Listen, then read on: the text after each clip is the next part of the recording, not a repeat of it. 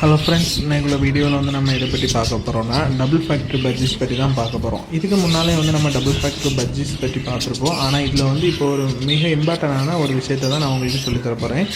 அதாவது நம்ம double factory பஜ்ஜீஸை வந்து நான் இதுக்கு முன்னால் போட்டிருந்த ஒரு ஸ்டோரியில் வந்து ரா மெட்டீரியல்னு சொல்லியிருப்பேன். எதுக்குன்னா, நம்ம ஒரு ஸ்பேங்கிள் பஜ்ஜீஸை வந்து நம்ம ரெடி பண்ணோம்னா அதுக்கு இந்த டபுள் ஃபேக்ட்ரி பஜ்ஜீஸ் வந்து இருந்தால் தான் முடியும். அதாவது இதை தான் நம்ம ரா மெட்டீரியலாக யூஸ் பண்ணோம். இதில் வர்ற சிக்ஸில் இந்த டபுள் ஃபேக்ட்ரி சிக்ஸ் இருக்குல்ல, அந்த டபுள் ஃபேக்ட்ரி சிக்ஸை எடுத்து ஒரு நார்மல் பஜ்ஜீஸ்க்கு கூட, அதாவது சாதாரண லவ் பஜ்ஜுக்கு கூட நம்ம போடும்போது அதுக்கு வரக்கூடிய சிக்ஸ் எல்லாமே நமக்கு வந்து ஸ்பேங்கிளில் தான் வரும். இது வந்து நான் இதுக்கு முன்னாலே ட்ரை பண்ணியிருக்கேன், இனியும் அதுதான் நம்ம ட்ரை பண்ண போகிறேன்.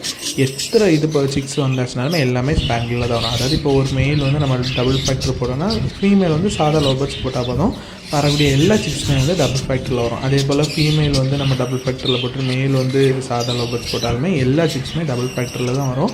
நீங்களாம் வேணால் ட்ரை பண்ணி பாருங்கள். எல்லாமே ஸ்பேங்கிளில் தான் வரும். நீங்களும் ட்ரை பண்ணி பாருங்கள்.